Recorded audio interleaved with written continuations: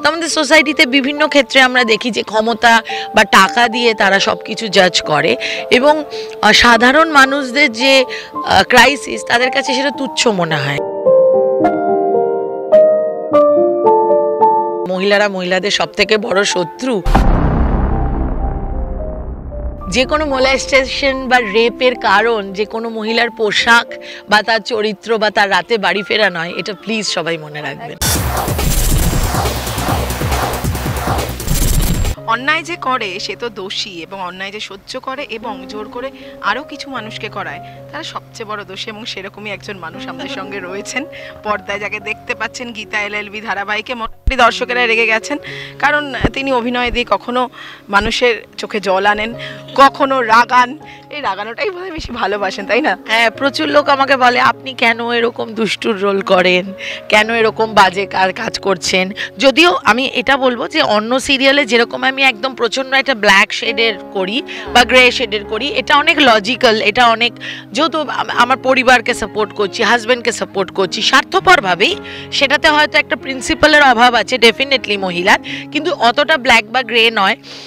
তো অন্যান্য জায়গায় করি তখন আমি একটা খুব, কিন্তু আমার ভালো লাগে জানো তো, এই যে লোক আমায় বলে, কেন ভালো লাগে বলবো, এটা খুব শুনতে খুব মনে হবে খুব বুকিশ কথা, যে এখনও যে লোক খারাপকে খারাপ বলে ভাবতে ভালোবাসে এবং ভালোটাকে সাপোর্ট করে, এটাই তো সব থেকে বেশি ইন্টারেস্টিং আর ভালো জিনিস।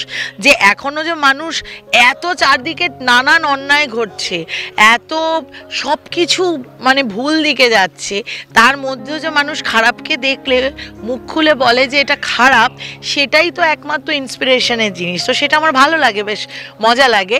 আর কিছু কিছু মানুষ মজা করে বলেন, যেমন দাদাগিরিতে তো সৌরভ আমাকে বলেই দিয়েছে যে এরকম একটা মিষ্টি হাসিওয়ালা মানুষ কি করে করতে পারে এরকম বদমাইশের। আমি বলছি ওইটাই তো মজার বিষয়। মানে সেটার পুরোটা ক্রেডিট আমি ডেফিনেটলি আমার স্ক্রিপ্ট রাইটার এবং ডিরেক্টর স্নেহাশিসদাকেই দেবো। আর জাগৃতি ক্যারেক্টারটা খুবই লজিক্যাল আর ক্যারেক্টার, কি মানে যারা দেখছেন তারা ডেফিনেটলি জানেন। কাছের মানুষ যে সাপোর্ট করছে সেটা ভুল হলেও তার চোখে ঠিক, কারণ সেটা কাছে। তার কারণ হচ্ছে আমরা যারা মানে ভাবো আমাদের সোসাইটিতে এখনও বেশিরভাগ লোকজনই যাদের ক্ষমতা বা টাকা আছে এবং যারা খুব ক্ষমতার অলিন্দে ঘোরাফেরা করে, তারা না ওই ঠিক ভুলের মানে যে সমতাটা না সেটা ভুলে যায়। হ্যাঁ, কখনো কেউ ইচ্ছাকৃত করে, কখনো কেউ অনিচ্ছাকৃত করে, কারণ সিস্টেমের মধ্যে ঠিক ভুলটা মিশে ভুলে যায় তারা। তো আমাদের সোসাইটিতে বিভিন্ন ক্ষেত্রে আমরা দেখি যে ক্ষমতা বা টাকা দিয়ে তারা সব কিছু জাজ করে এবং সাধারণ মানুষদের যে ক্রাইসিস তাদের কাছে সেটা তুচ্ছ মনে হয়, মানে সেটা মনে হয় সেটাতে পাত্তা দেওয়ার কি আছে, কারণ তারা টাকা বা ক্ষমতা দিয়ে সব কিছু কিনে নিতে পারে। আর বেশিরভাগই এখন দেখছো যে ক্ষমতার অলিন্দে সেন্সিটিভিটি হারিয়ে যাচ্ছে, সেটা সব ক্ষেত্রে, সেটা আর্ট অ্যান্ড কালচারের ক্ষেত্রে, সেটা আমাদের সামাজিকতার ক্ষেত্রে, সেটা আমি বলবো পাড়া কালচারেও ঢুকে গেছে।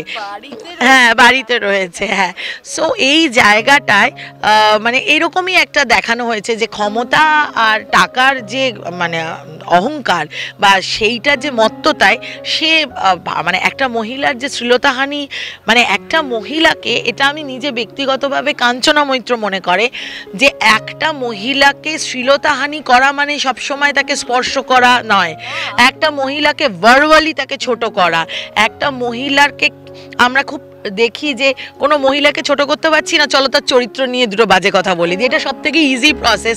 আমরা যে ইন্ডাস্ট্রিতে থাকি বা তোমরাও যে আমরা রাত বিরতে ফিরছি, আমাদের টাইম শিডিউল, খুব সহজেই আমাদের খুব কাছের মানুষরা আমাদের চরিত্র তুলে কথা বলে দেয়।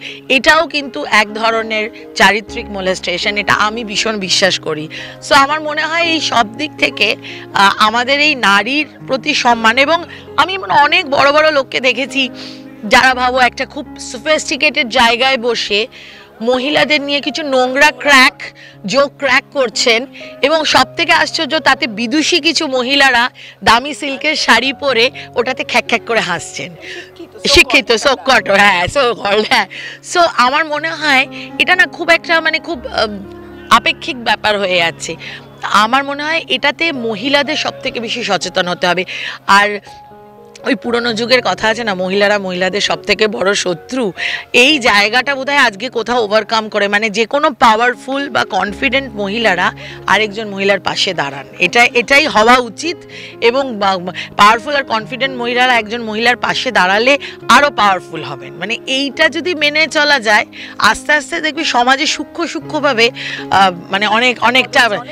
ইনফ্যাক্ট আমি তোমাকে বলি, আরবান মহিলারা অনেক বেশি পিছিয়ে আছেন রুরাল মহিলাদের থেকে। এটা অনেকে শুনলে ভাববে যে এটা কি বলছেন। হ্যাঁ, কারণ আত্মনির্ভর আর আরবান মহিলাদের কাছে পার্টি করা, স্মোক করা, ড্রিঙ্ক করাটা ফেমিনিজমের একটা মানে একটা আধার বলতে পারো। কিন্তু একটা রুরাল মহিলা নিজের পায়ে দাঁড়ানো, সন্তানদের মানুষ করা, তার সঙ্গে খেতে কাজ করা এবং তার সঙ্গে তাদের সংসার সামলানো, সবটাকেই তারা মেনে নেয় এবং সেখানে তারা কোনো ফেমিনিজমের ধ্বজা ওড়ায় না। পরিচিতও নয়। এটা আমাদের দায়িত্ব তাদেরকে মনে করানো, যারা প্রিভিলেজ সত্যিকারের সত্যি।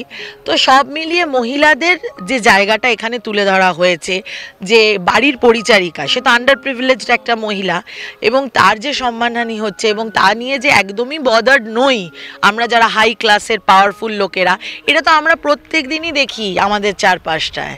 আমাদের প্রত্যেক দিনই দেখি আমরা যারা মানে ক্ষমতার অলিন্দে থাকে লোকদের কাগজ খুললেই এটা পড়া যায়।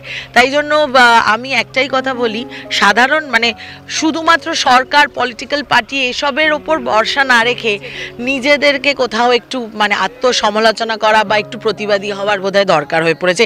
কারণ কখন যে এই যে সমস্যাটা আপনি চোখ উল্টে থাকতে থাকতে আপনার বাড়িতেও ঢুকে যাবে আপনি নিজেও জানেন না। শেখাচ্ছে, কিন্তু শেষ করবো, বেশি সময় নেব না। একটাই, কাঞ্চনাদিকে সবসময় দেখেছি প্রতিবাদ করতে, সেটা মানুষের জন্য হোক, পশুর জন্য হোক, সব ক্ষেত্রে প্রতিবাদ করতে বাধাও পেয়েছো, কিন্তু আমার মনে হয় থেমে থাকুনি এবং বোধহয় নোংরা মন্তব্য, কুমন্তব্য তোমাকেও শুনতে। হ্যাঁ, মানে নোংরা মন্তব্য মানে ভাবো, আমি যে কোনো ভুল ঠিককে খুব স্পষ্টভাবে বলতে পছন্দ করি, সেটা কিন্তু শুধুমাত্র বাইরের লোকেদের জন্য না, নিজেদের লোকের জন্য, নিজেদের লোকের ক্ষেত্রেও। তাই জন্য অনেক ক্ষেত্রে আমি অপ্রিয়, কিন্তু পরে ভেবে দেখি যে আমি তো পৃথিবীতে জন্মেছি সবার প্রিয় হওয়ার জন্য নয়। মেবি পৃথিবীতে কিছু মানুষের কাজ হয় সঠিকটাকে সঠিক বলার, সেই ব্যক্তিত্বটা রাখা, সেইটা যতক্ষণ রাখতে পারছি আমি নিজের কাছে আমি খুব পরিষ্কার আর কি। যাই হোক, দেখা যাক। অনেকে জাগৃতিকে এখন ভুল ভাবছেন, জাগৃতি নিজের দিক থেকে আর কি ঠিক, নিজের জায়গা থেকে হয়তো ঠিক, সে তার কাছে ক্ষমতার অলিন্দে থাকা মানুষরা, মানে আমাদের চারপাশে সত্যি অনেক জাগৃতি আছে এবং আমাদের মেয়েদের সত্যি সেই মানে এই কনসাসনেস, আরেকবার আমাদের মেয়েদের সত্যি সেরকম কনসিয়াস থাকতে হবে যে এই ফিলিংটা আনতে হবে, সেলফ রেসপেক্টের জায়গাটা, যে মেয়েরা মেয়েদের পাশে দাঁড়াবে। এবং আজকে পদ্মর মতন বহু আন্ডার প্রিভিলেজ মেয়েরা আছে যারা সেই লড়াইটা লড়ছে, আমাদের মতন করে তাদের পাশে যদি একটু দাঁড়ানো যায়। এবং যে কোনো মোলেস্টেশন বা রেপের কারণ যে কোনো মহিলার পোশাক বা তার চরিত্র বা তার রাতে বাড়ি ফেরা নয়, এটা প্লিজ সবাই মনে রাখবেন। তোমায় যদি কখনো কোনো কথা বলা, তুমি আওয়াজ তোলো রাস্তাতেও এখনো? হ্যাঁ, একদমই। কারণ মহিলাদের সম্মান ওপর নির্ভর করে, আমি এটা ভীষণ বিশ্বাস করি, একটা মানে দেশে বা রাজ্যে মহিলাদের অবস্থান সেই রাজ্যের পরিকাঠামোটাকে ভীষণভাবে দর্শায়, সমাজের পরিকাঠামোটাকে দর্শায়। আবার বলি, শুধু সরকারের ওপর, সরকার সব গলিতে গলিতে গিয়ে সব কিছু কন্ট্রোল করতে পারবে না। একটা সোসাইটি গড়ার জন্য আমাদের প্রত্যেকের ভূমিকা দরকার।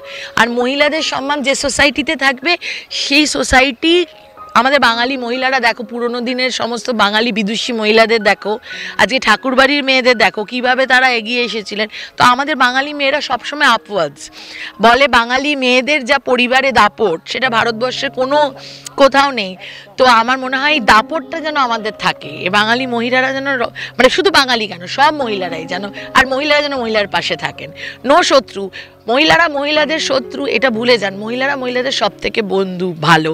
কারণ এই যে কথাটা, এটাও পুরুষ শাসিত কথা, এটাও কিছু সুবিধার জন্য কিছু লোক তৈরি করে যাতে সত্যি আমাদের শত্রু করে তোলে। তো সেটা ভুলে গিয়ে বন্ধু হওয়া উচিত। তো শেষে মানে লড়াই চলছে কে জিতবে এখন সেই মুহূর্তে।